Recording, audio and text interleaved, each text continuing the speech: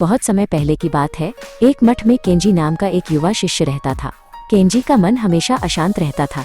वो अंधेरे से डरता था, वो बीमारी से डरता था और सबसे अधिक वो इस बात से डरता था कि एक दिन उसका अस्तित्व मिट जाएगा।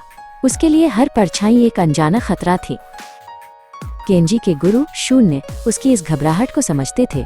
एक सुबह जब कोहरा पहाड़ियों को ढके हुए था, शून्य ने केंजी को अपने साथ चलने का इशारा किया। वे चुपचाप जंगल के रास्ते से होकर एक कलकल बहती नदी के किनारे पहुंचे। शून्य नदी के किनारे एक पत्थर पर बैठ गए। उन्होंने केंजी से कहा, इस पानी को देखो केंजी, क्या तुम्हें लगता है कि ये नदी अभी पैदा हुई है? केंजी ने पानी की लहरों को ध्यान से देखा जो पत्थरों से टकराकर सफेद झाग बना रही थी। नहीं गुरुदेव, केंजी ने उत्तर दिया, ये पानी तो पहाड़ों की चोटियों से आ रहा है। शून्य ने मुस्कुराते हुए आकाश की ओर इशारा किया, जहाँ एक विशाल सफेद बादल धीरे धीरे तैर रहा था। और वो बादल, क्या वो आज पैदा हुआ है? उन्होंने पूछा।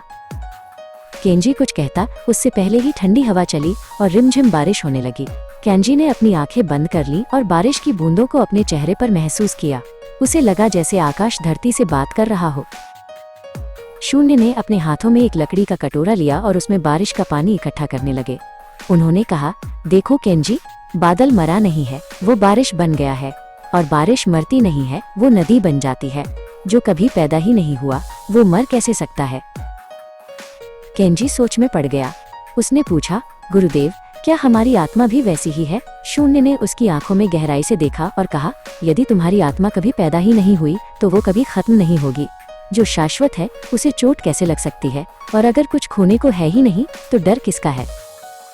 केंजी को अचानक एक गहरी शांति का अनुभव हुआ। उसने महसूस किया कि वो अकेला नहीं है, बल्कि उस विशाल जीवन का हिस्सा है जो कभी नहीं रुकता।